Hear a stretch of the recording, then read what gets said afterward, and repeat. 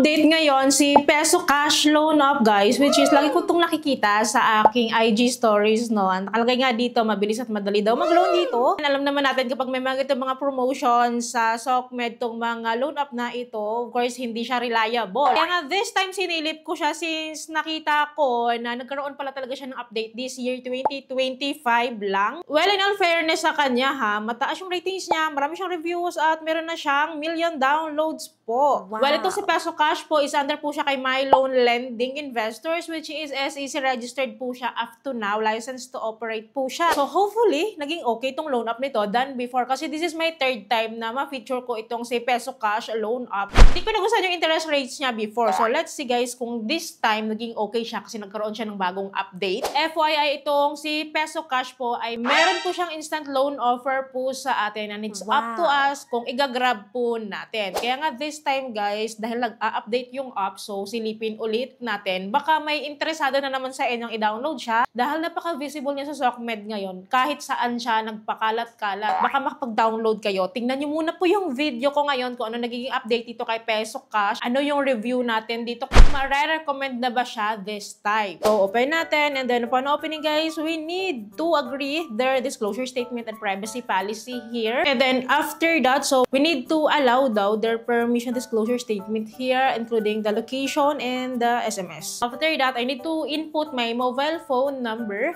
and then get the verification code. I-input lang din ulit natin dito and then log in po tayo. And as a first timer po na mangutang dito, meron siyang offer up to 8,000 pesos. So click lang natin to apply loan and then here po lalabas yung SMS permission disclosure nila that I need to agree para makapag-proceed ako. So here po may minimum to cash loan ako dito from 1,000 up to 8,000 pesos. So yung 50,000 pesos po na pinopromote niya na nagpapautang daw siya, di ba po ako eligible dito at mahaba daw yung kanyang term period. So, ang pinaka-early is 91 days to pay or 3 months to pay. So, binaba ko siya lahat, guys, sa pinaka-minimum. So, from 8,000, binaba ko siya sa 1,000. Makikita nyo na agad yung daily interest rate niya. And then, 91 days to pay. And as you can see, guys, magbabago din naman talaga siya. So, ganun pa din, 0.5% daily pa din yung kanyang interest rate for 91 days to pay or for 3 months to pay. Then, after nito, click lang natin tong apply loan. And then, here po, I need to provide my name, gender, marital status, ID type,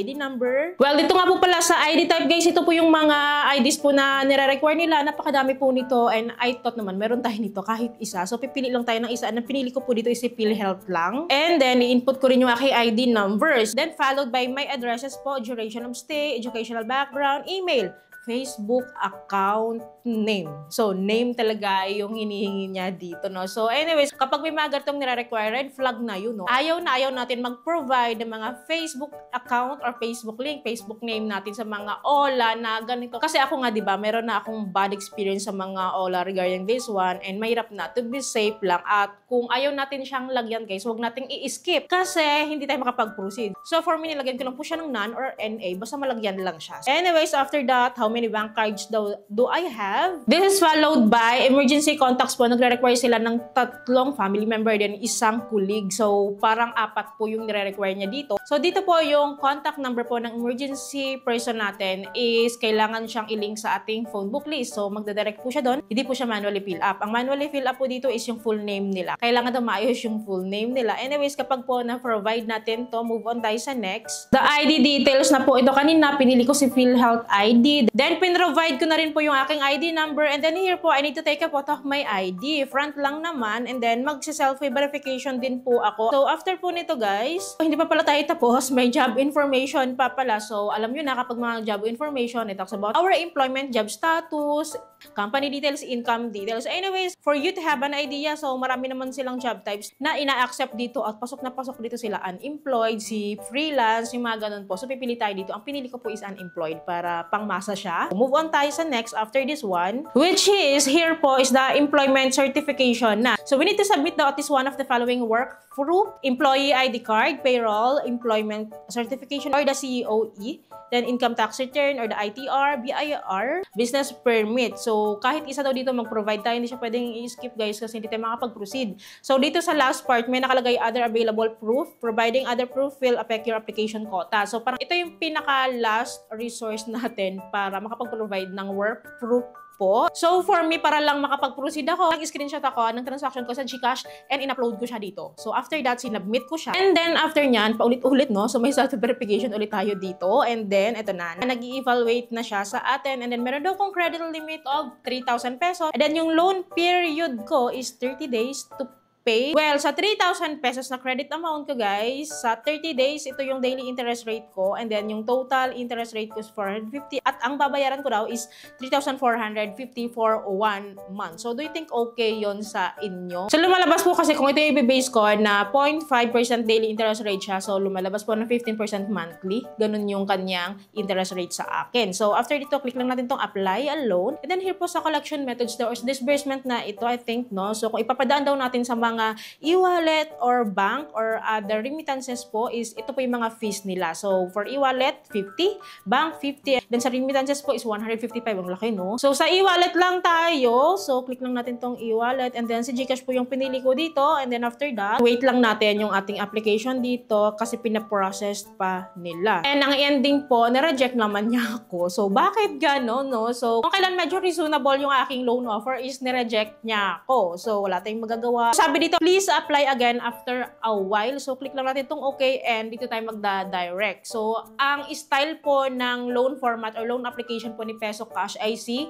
Peso Q. Parang magkapatid sila. Kasi ganito din po yung format talaga ni Peso Q. Nakalagay dito, guys, na meron akong choices. Fast cash loan, longer period, lower interest rate. Pero nakapadlock kasi yung longer period tsaka lower interest. Ang pwede kong applyan dito is si fast cash loan, which is may offer ako from 2,000 to 3,000 pesos. So, click lang natin tong apply loan. Hindi pa tayo natatapos pala talaga dito, no? Kasi na-disapprove tayo sa una. Well, here po, so for the minimum amount lang din yung kinuha ko dito, 2,000 pesos and then 150 days, 2,000 pesos, pero huwag kayong maniwala dito, guys, kasi pag mga ganito talaga, alanganin na naman. Anyway, sakalagay dito yung due date payment ko, 2,139 lang daw for 150 days. So, I don't think so. So, click lang natin tong apply loan to proceed. I need to accept this disclosure statement and privacy policy na naman nila. Sa e-wallet, 25 na lang, tsaka sa bank. And then, sa mga remittances, 130 na lang. So, kanina diba, ang tataas ng mga ito. Anyways, pinili ko pa rin po si e-wallet. And then, after that, click lang natin to sa baba tong next. Check loan details. And then, ito na nga po ang ating breakdown of loan. So, kaya pala po, magbabayad tayo ng 2,139 pesos for 7 days to pay lang po yun. And ang second schedule of payment po is nawi-waive naman po siya kapag po tayo ay on time magbayad. And then look at this one, guys. So ang bumugad agad sa akin is yung marireceive ko na lang 1,475 sa 2,000 pesos na ilo-loan ko and then ang babayaran ko 2,139.